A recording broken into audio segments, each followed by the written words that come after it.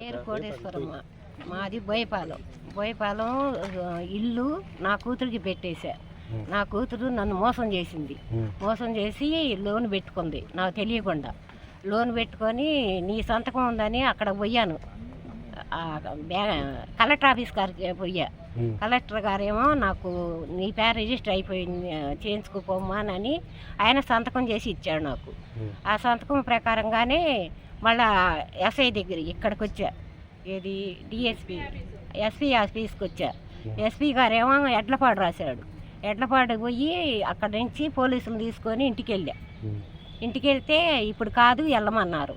ఆ తర్వాత మళ్ళీ రేపు రమ్మన్నారు వాళ్ళు.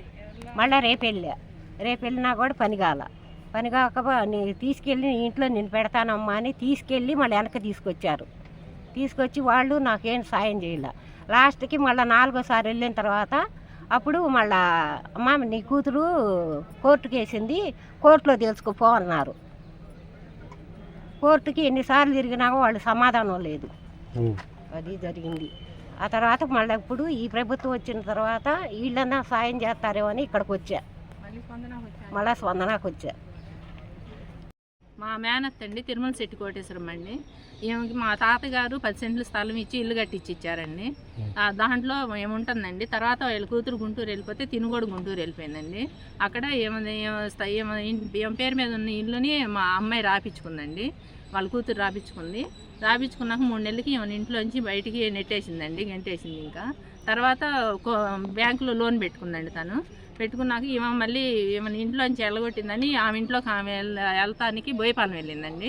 బోయపాలెం వెళ్తే ఇంట్లోకి రానిలేదండి వాళ్ళ మేనత్తలు రానిపోతే ఇంక ఏమో వచ్చేసి స్టేషన్కి వచ్చిందండి. స్టేషన్కి వెళ్తే పోలీసులు అక్కడ కానిస్టేబుల్ గారు స్పందన పెట్టుకోమ్మా నీకు న్యాయం జరిగిద్ది అన్నారండి.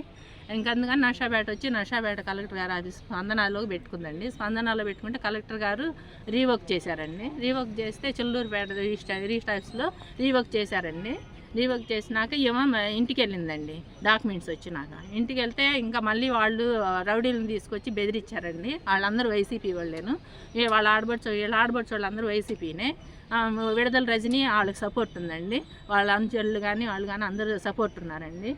దాని ద్వారా నెలని లేదు, ఏమో భయపడి మళ్ళీ వచ్చేసిందండి. మళ్ళీ స్టేషన్కి వచ్చేస్తే మళ్ళీ స్టేషన్లో రేపు తీసుకెళ్తామమ్మా రేపు రమ్మన్నారండి పోలీసులు. రమ్మంటే మళ్ళీ 2వ రోజు మళ్ళీ వెళ్ళినామండి. వెళ్తే మళ్ళీ 2వ రోజు కూడా ఏమి వెళ్తే మేము మళ్ళీ కూడా రౌడీలను తీసుకొచ్చి బెదిరించారండి.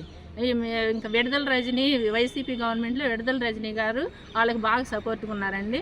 మా మీద అన్ని రకాలుగా మమ్మల్ని ఇబ్బంది పెడుతున్నారండి. మా అత్తయ్యకి అయితే పద్దాక ఎక్కడికి వెళ్తున్నావు ఎక్కడ తిరుగుతున్నావు అని ఫోన్లు చేస్తున్నారు, బెదిరిస్తున్నారు, నువ్వేం చేస్తావో చూస్తామంటున్నారు, చంపేస్తామని మా మీదకి తిరగబడుతున్నారు. ఇంటి దగ్గరికి వెళ్తే మమ్మల్ని మా మీదకి కొడతానికి వచ్చారండి.